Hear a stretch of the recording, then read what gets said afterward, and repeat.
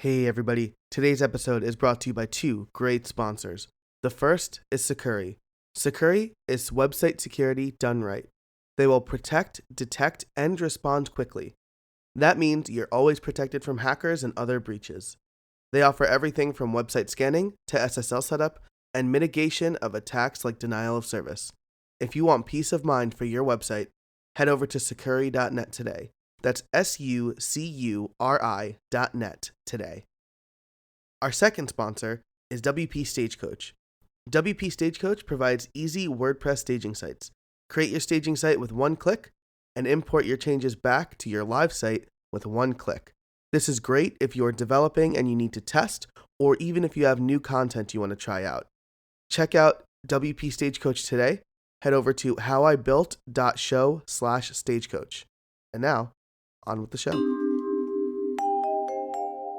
Hey everybody, welcome to How I Built It, a show that asks, how did you build that? Today, my guest is Corey Maass. Corey, did I say your last name right? I forgot to ask you before we started recording. Yes, Corey Maass. All right, very nice. And you are here today to talk about Kanban. Kanban? Is that something I also said correctly? I actually had to look this up early on. I guess it is technically correct that in America, some people call it Kanban. For the most part, I've only ever heard it as Kanban, and that's usually what I use. I don't know. Maybe it just sounds cooler. Gotcha. All right, Kanban. Well, that's what we'll go with because this is a product that you have created. Just to give our guests a little bit of background, who are you, what do you do, and how did you come up with the idea for Kanban? Sure. So my background is as a web developer. I started in the late 90s, back before there was programming or before there were CMSs like WordPress. And over the years, I actually built a CMS back in early 2000s as one of my first SaaS apps and online products. Because all along I've also been interested in entrepreneurship and running my own business, and I've launched many SaaS apps. And then about 5 years ago, I got turned on to this WordPress thing and put out a couple of plugins just free in the repo, and actually was making a full-time living as a WordPress developer. But it had never really occurred to me to try to make a business out of it. And then now, about a year and a half ago, 2 years ago, I went to the Atlanta WordCamp and met the guys from Ninja Forms and met just a bunch of other, sort of what we think of as WordPress entrepreneurs, people who have built lifestyle businesses or full companies off of WordPress products and services. And something just clicked. I was like, wait, I can actually build SaaS apps on top of WordPress. And also, you can make more than $5 selling a plugin in Code Canyon. There's some, I think at that point I had a client and we'd bought, $2,000 worth of plugins from WooCommerce, and it was like, oh, okay, there's actual business opportunity here. So I just started looking for the opportunity. And then about 6 months later, at my day job at the time, we decided we wanted some new project management software. And doing my research, I found that Kanban was going to be probably the best solution for us. And so I looked at Trello and I looked at Jira and sort of all the established Kanban software out there. But by then I had developed the habit, anytime I find out about a new piece of software or just out of curiosity, whenever I get an idea, go look in the plugin repo, see if there's a plugin for it. And sure enough, there was not an active Kanban plugin. There really wasn't any Kanban plugin at all, but there were a couple that alluded to it or kind of had done it, but they hadn't been active for a couple of years. And I said, aha, here's my opportunity. So I dug in. Nice, that's awesome. And so you keep saying Kanban as kind of like the method that you're using. Is that so? Kanban is not just the name of the product; it's the name of a process. Is that right? Yes. So there's for better or worse, I've been doing this software development thing for a very long time. So I've actually gotten to see the arc of what used to be called capital A Agile, as in Agile project management, and then it is now I think beyond buzzword, it is now just kind of what we all do and think, or I would like to hope so. But it's now sort of lowercase a Agile, and so within the umbrella of Agile, you've got a number of different project management styles or processes, Scrum being a very popular one.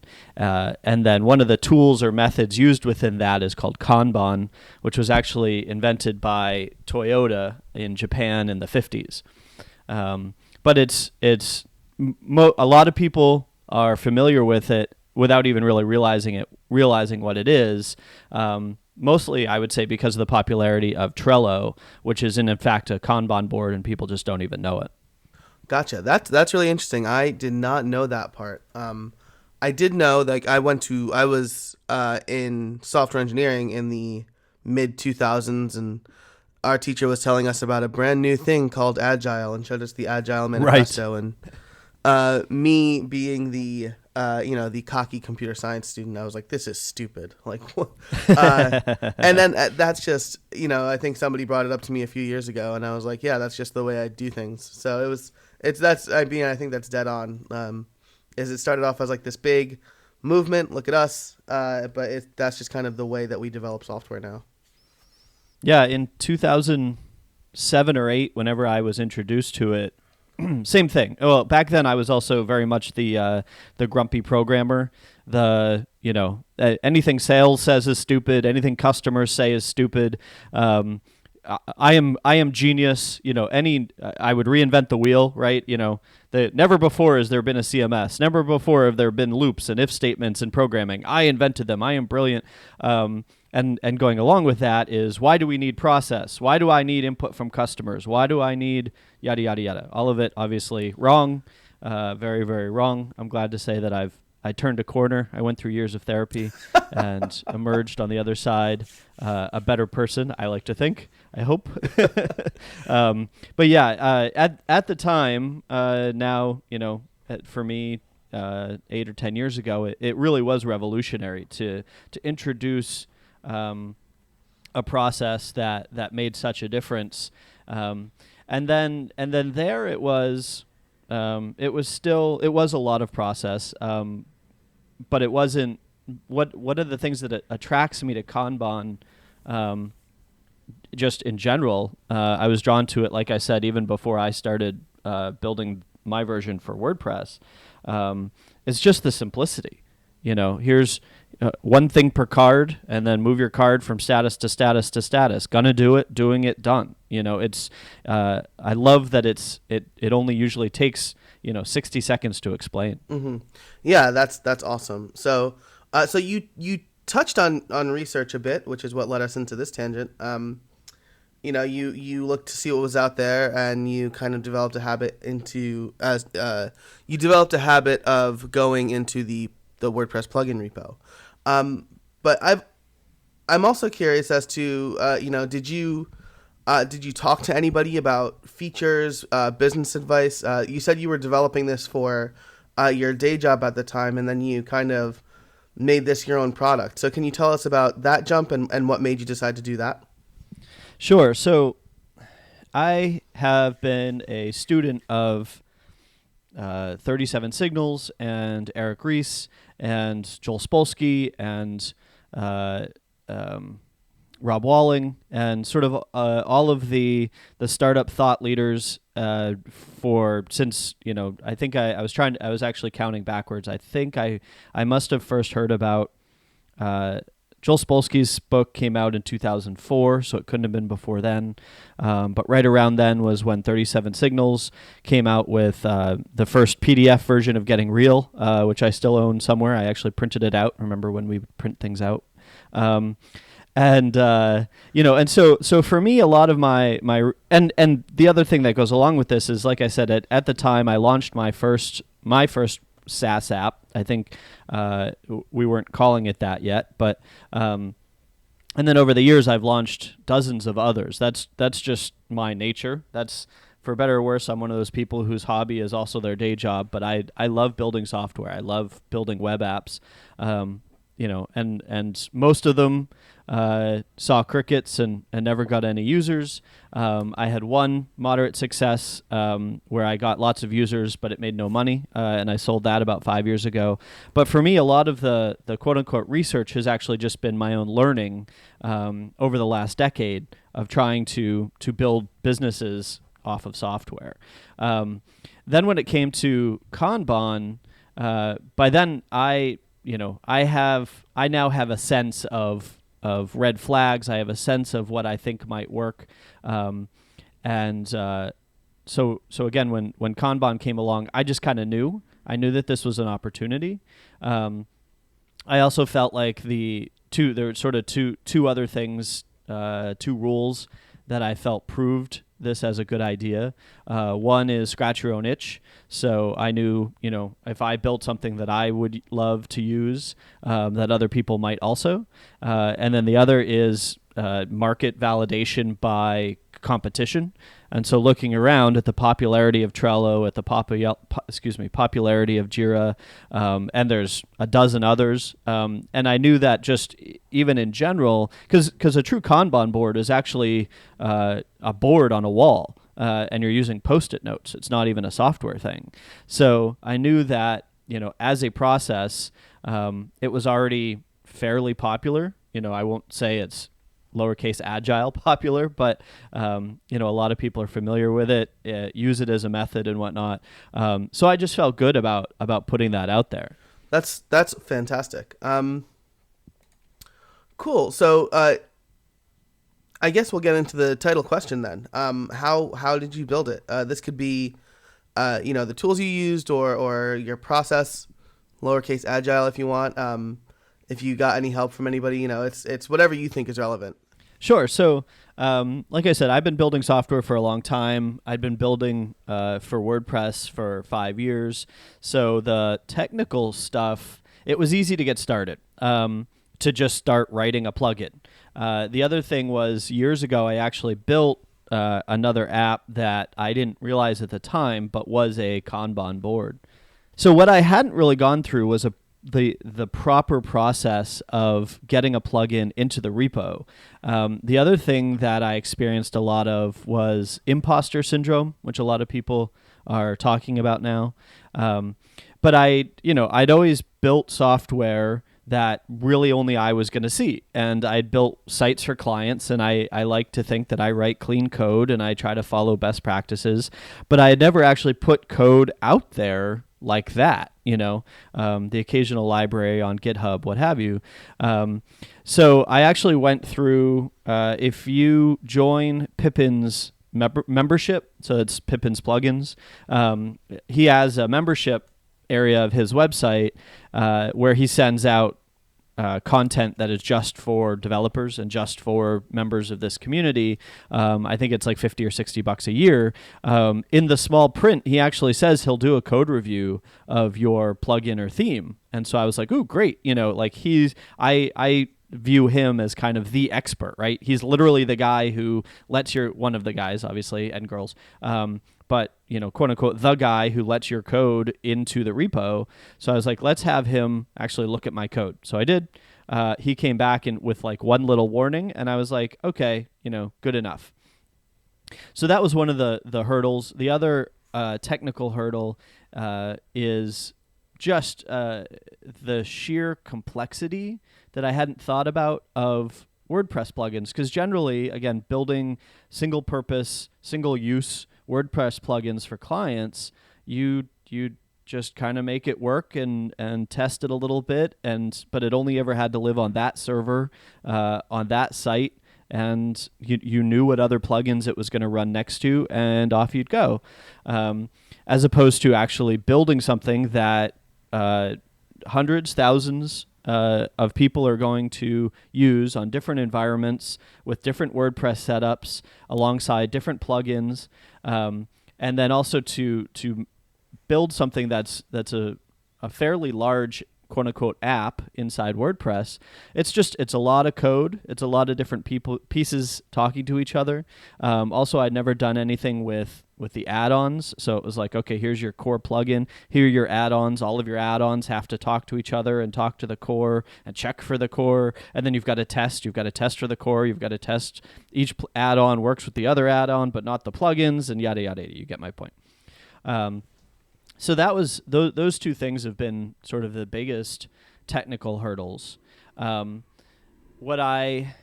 Early on, one of the things that I knew I wanted was the Kanban namespace, so to speak, in WordPress. There were a couple of other plugins that were I don't even remember what they were called, but Agile dash project management or something. But nobody actually had a plugin called Kanban, and there was no /Kanban in a URL. And I was like, I want that. I think that's going to make a difference, both for simplicity and for branding and to just kind of own the name. And so early on, I had to crank out the code as fast as I could, just some working version, because, in order to get a plugin in the repo, you've got to actually send them code for them to look at. And then it's just been a lot of iteration from there.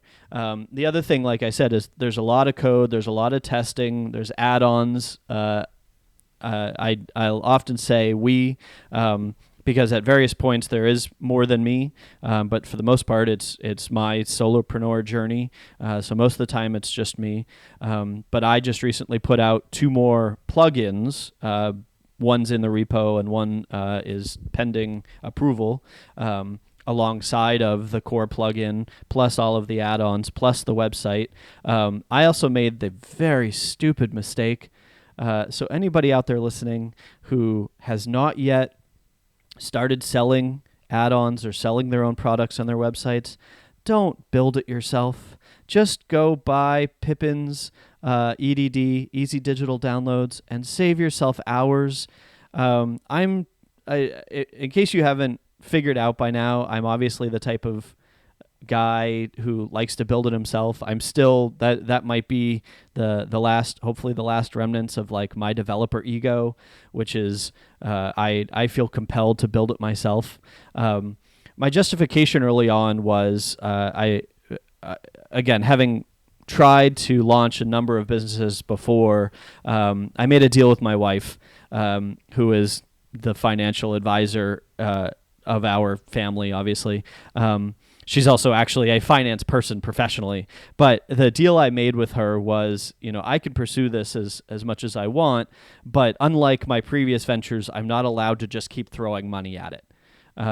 I'm only allowed to, and I loved this. I loved the experiment of this, which was I'm only allowed to spend the money that I make. So early on, I hadn't made any money, and so looking at all the EDD add-ons that I would need, it was going to be $200 or $300, and I was like, you know what? I'm not allowed to spend that yet.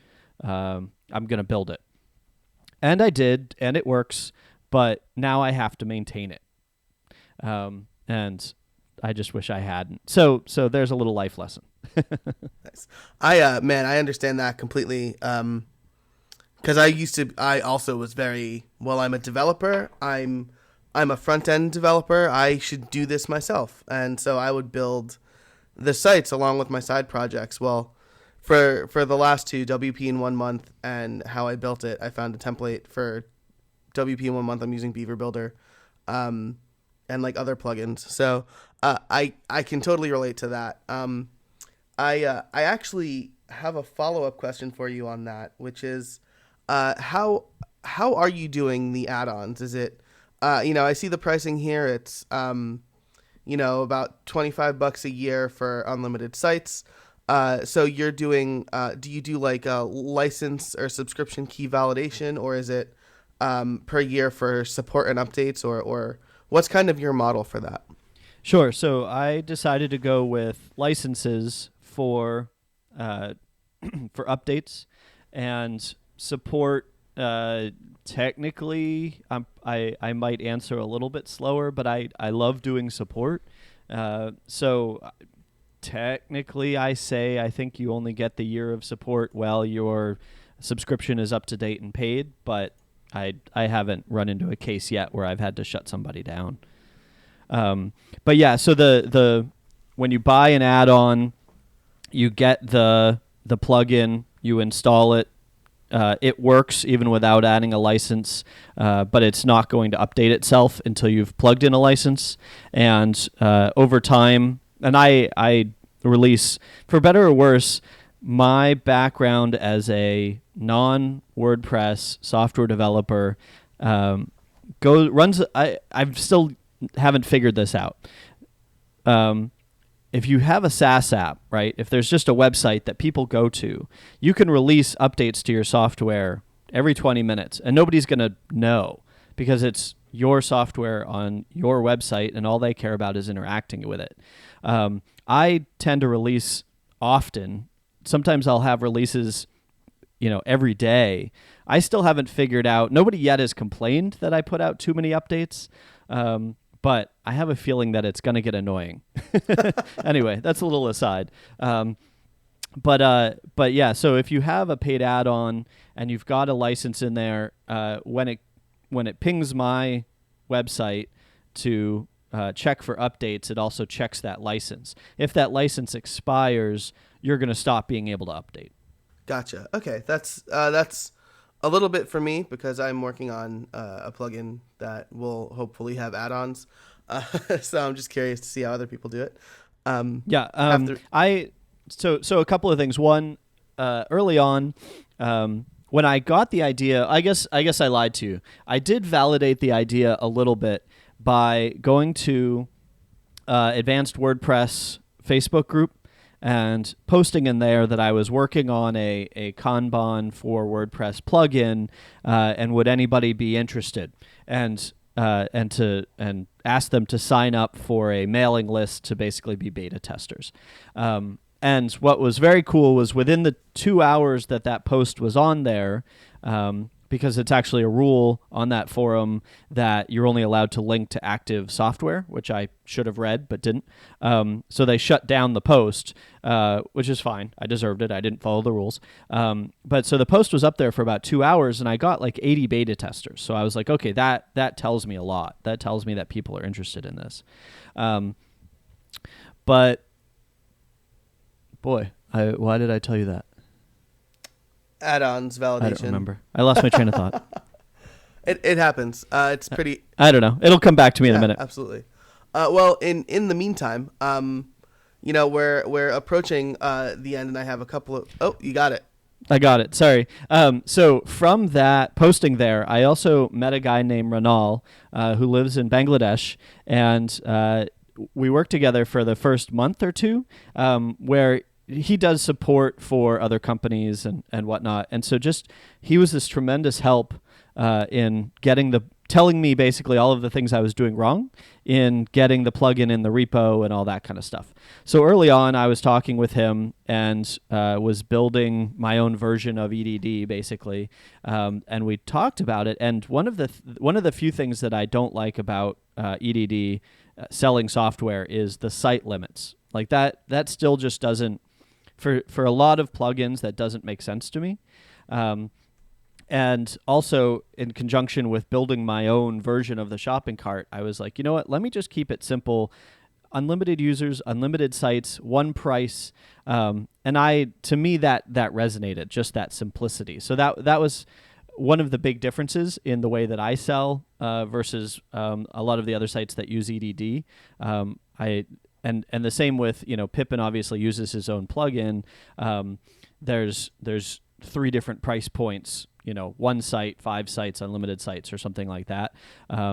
That's just an interesting difference that I see around WordPress. I bring that up because, like you said, you're going to start looking at this stuff.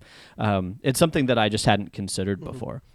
Yeah, that's very interesting. And definitely something to consider. Like, I've been talking to other people who have mentioned the various site limits is an interesting model because most people are probably not going to need if they're given the choice between one site and unlimited sites, most people will probably take the one site. So it's interesting that you're offering kind of unlimited everything, and that seems to be a really great model that works for you. To that, Yeah, it's simplicity. yeah, absolutely. And I mean that helps as you work towards a minimum viable product, and obviously you're beyond that now. And as we come up against the time limit here, the self-set time limit, I guess. What are your plans for the future of Kanban? It's a good question. I obviously have a long list of other add-ons that I want to build. I have a long list of features and other add-ons that customers have requested. That's mostly technical. I'm actually now almost a year in to a year from having launched this, and I gave myself a year to kind of lock down the software itself, to feel good about, to concentrate really only on updating the code as need be and adding features and all that kind of stuff. I also gave myself a year to really consider everything that I do and experiment. And one of the things that I've been getting a lot of feedback on is the pricing. And WordPress, as an ecosystem, has a lot of challenges around pricing. Half the people want it free. Half the people are trying to run businesses off of it, and so understand that software costs money. And these two sides are forever at conflict, in conflict. So it's sometimes it's hard to recognize the signal from the noise. When people just go, everything should be free. There's not much I can learn from that. But so over time, the signal that I've been hearing is that my plugin generally feels a little too expensive, but also that charging by site doesn't really make sense. But which is the very WordPress way to do things. But that, again, like you look at Trello or you look at Jira, they charge by user, which does make a lot more sense for project management software. And so I keep sort of playing with the idea of like, well, how would I do that in a WordPress context? Because I've never seen anybody do that before.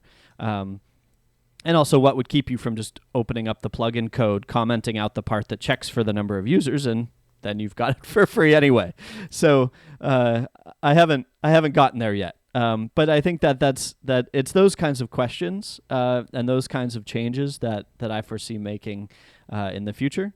And then personally, I'm excited to see this year of experimentation end, and start trying to double down on marketing, which also has me going to a lot more WordCamps and getting involved with a lot more events, and just the WordPress community in general, which is really fun and interesting. Because that from sort of observing for a year, that seems to be one of the best ways to market a WordPress plugin, is just to do good and participate in the community, and I can definitely get down with that. Also because I find online ads annoying and confusing, and who has time to write blog posts for proper inbound content marketing? So if I have to go drink beer with other WordPress nerds, so be it. That's not a bad way to live. All right. Well, with the last with the last minute or so here, I want to ask you the final question. Do you have any trade secrets for us? I'll give you an abridged version, hopefully, of the lecture that I give almost everybody that I talk to. One of the things that drew me as an entrepreneur to the WordPress ecosystem is this amazing walled garden that has no barrier to entry other than code. So it's like, years ago, everybody jumped on iPhone apps and to a degree Android apps. I know I'm going to get tomatoes thrown at me for that comment. But in my world, I'm an Apple nerd. And so, here's this walled garden. But the cost of entry, did actually cost a developer's license. And then also you had to learn separate languages and whatnot to get an app into the App Store. WordPress has this amazing free plugin repo that, again, doesn't cost anything to get into. You can write a one-line plugin and get it in there. It is getting a little saturated, but there's always room for better plugins that do some of the same features as some of the other, older plugins and whatnot. The other little quote unquote secret that I discovered a few years ago that also made me really interested in this was I was watching my clients. So I was building websites for clients, and some of them would be web apps and some of them would be blogs and some of them were just brochure sites. But I saw this behavior in these clients. So all of these people who own WordPress websites, which now is in the billions and is 20%, 26% of the internet, right, are all these WordPress website owners. And they've all got blogs, or they've all got these websites that they're supposed to be working on. Most of them now, or at least in my world, most of them having these websites to try to make money off of. And instead of producing content, instead of doing whatever it was they were actually supposed to be doing to try to move their businesses along, they would procrastinate like everybody else. But the way they would procrastinate, but still pretend to be productive, is they would go into the plugin repo and just start trying out plugins. And like, oh, well, to make my website better, I need, a different slider. And so they would download all the sliders. Oh, I need, project management. So they would download Kanban, or they would download whatever else, instead of writing the blog post that they're supposed to be writing. And I saw this procrastination and the fact that, there's all these eyes on this repo, just downloading everything for free because it's all free, and going, wait, all I have to do is get a plugin into the repo and people will just try it. And that's been pretty much all of my marketing so far for the first year. I've done a little bit of ads just to try it. I've presented here and there. I've written some blog posts. But primarily, like 90% of my traffic just comes from having a free core plugin in the repo, where I know people are sometimes legitimately looking, but often just procrastinating writing the blog post that they're supposed to be writing, and instead are like, you know what, I need to get organized, and in order to get organized, I need a project management plugin, and I'm going to go download all of them and try them instead of just writing the blog post that I'm supposed to be writing.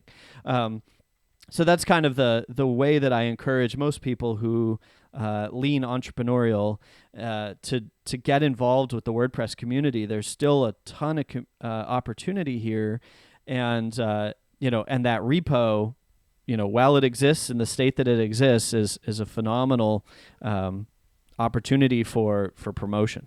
Gotcha. I think that's really great advice. Take all the free advertising you can get. So, awesome. Corey, thank you so much for joining me today. I really appreciate it. Sure. Thank you so much for having me. No problem. I had a great conversation, and thanks to everybody for listening, and thanks to our sponsors, WP Stagecoach and Sakuri. Until next week, get out there and build something.